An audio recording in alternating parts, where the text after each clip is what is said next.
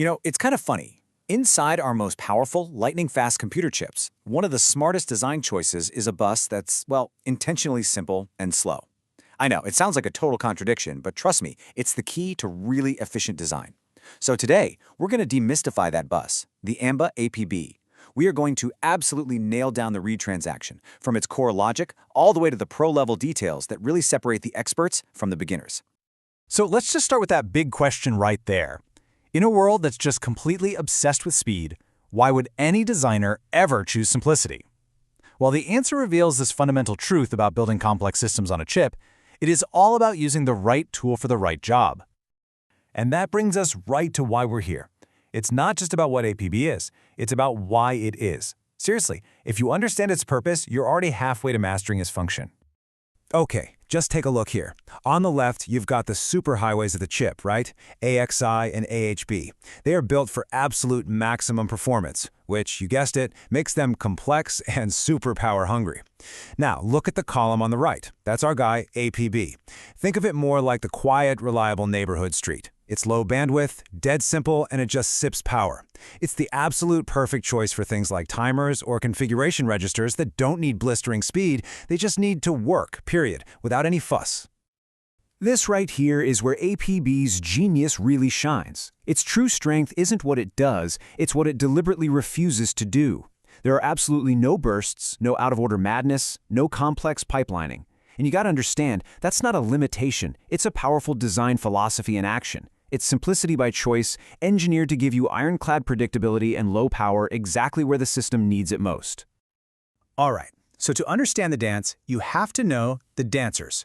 So let's meet the cast of characters in this whole transaction, the APB Signal Toolkit. And here they are. So the master kicks things off with PADDR, the address. It uses pcell to kind of point to a specific slave, and pwrite tells us if it's a read or write. 0 means we're reading. Now penable, that's the trigger for the main event. And in response, the slave puts data on PR data. It uses pready to signal, hey, I'm done, and PSLVR if something, went wrong. That's it. A small focused team that just gets the job done. Now we get to the absolute heart of the protocol. If you can wrap your head around this next concept, you basically understand 90% of APB. It's all about the two-phase handshake. Every single APB transaction follows this simple two-act play. Act 1 is the setup phase. This is basically the master announcing its intentions, saying, hey, slave at this address, I need to talk to you. Then you have Act 2, the access phase. This is the master saying, okay, I'm ready for that data now. The actual transfer of information only happens in this second phase, setup, then access, always. Now, if you take away just one technical rule today, please let it be this one. I need you to burn this into your brain. Data is never, and I mean absolutely never, transferred during the setup phase. This is the golden rule of APB. Trying to grab data here is like, trying to drink your coffee before the barista has even ground the beans. It's just a fundamental violation of the protocol. Okay, with those rules in place, let's see it in action. We'll start with the best case scenario, a perfect two-cycle read with 0 wait states. This is APB at its most efficient. So before anything happens, the bus is just hanging out in the idle state. As you can see, both pcell and penable are low. The lines are quiet, just waiting for the master to make the first move. Here's the play-by-play right over 2 clock cycles. Cycle 1, that's our setup phase. The master puts the address on p-address, it sets pwrite to 0 for a read, and it raises pcell to select the slave. Now, critically, penable stays low. Then, boom, cycle 2, the access phase begins. The master asserts penable. Our perfect little slave is instantly ready, so drives the data onto PR data and asserts pready. And that's it. Transaction complete. Clean, simple, 2 cycles. Beautiful. But of course, the real world isn't always that perfect. Some peripherals need a moment to think. And this is where we need to understand the really elegant concept of wait states. Which leads us to the really critical question, right? What actually happens if the slave is busy or it just can't get the requested data within a single clock cycle? This is where the pready signal becomes the absolute star of the show. So let's trace this out. Cycle 1 is our normal setup, no surprises there. In cycle 2, the master starts the access phase by asserting penable. But look, our slave isn't ready yet, so it holds pready low. This simple action tells the master to hold on, effectively stretching the access phase. It stays low in cycle 3, adding another wait state.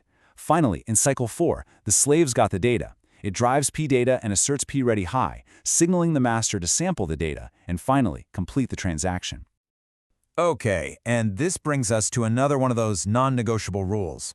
During those wait states, when pre-ready is low, the master is pretty much frozen. It's asked its question, and now it has to wait patiently.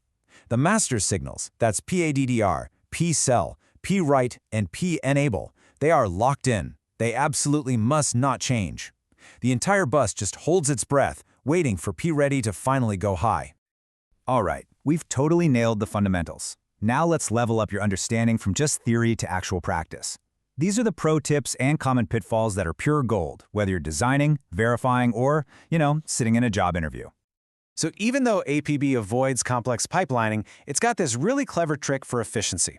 For back-to-back reads to the exact same slave, the master can kick off the next transaction immediately. The key is that it keeps P-cell high, it changes the address to the new target, and it simply toggles P-enable. It's just a really elegant way to boost throughput without adding any of that complexity that APB is designed to avoid in the first place. But what happens when things go wrong, like, say, an access to an invalid address? Well, APB has a clean, simple mechanism for that too. The slave just asserts the PSL-VRR signal high. But the timing here is super critical. Notice that PSL-VRR is asserted at the exact same time that P-ready goes high. This basically tells the master, yep, the transaction is over, but it failed. And for all you verification engineers watching, this is your treasure map. Think of these as the fundamental truths your test bench has to confirm. First, you're going to check that P-enable never goes high without P-cell leading the way. That's like a guest showing up before the host has even opened the door. Next, you verify that the address and control lines are rock-solid stable for the entire access phase. And the big one? Make absolutely sure the master only samples that data when that magic trio, P-cell, P-enable, and P-ready are all high. Speaking of getting it right, let's talk about something that can make or break a technical interview. What are those common traps that engineers always seem to fall into when they're talking about APB? Okay, let's make sure you don't make these. Mistake number 1, thinking APB does bursts. Nope, it absolutely does not. Remember, it's the simple side street, not the complex highway. Mistake number 2, saying that read data is valid in the setup phase. We just busted that myth. Data is only valid in the access phase when Preety says so. And the third classic tripwire, forgetting that P-cell leads the dance. It must go high one full cycle before P-enable. You nail these points, and you're going to demonstrate a rock-solid understanding. So after all of this, what's the one thing to remember? The key takeaway is that an APB read is just a simple two-step conversation. The master says, hey, here's the address I want to read from, and then it says, okay, now give me the data whenever you're ready. That's it.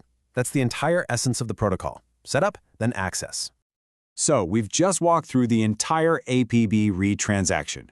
The signals, the timing, the wait states, even the common pitfalls. You've got the foundation down cold. So really, the only question left is, are you ready to tackle the write,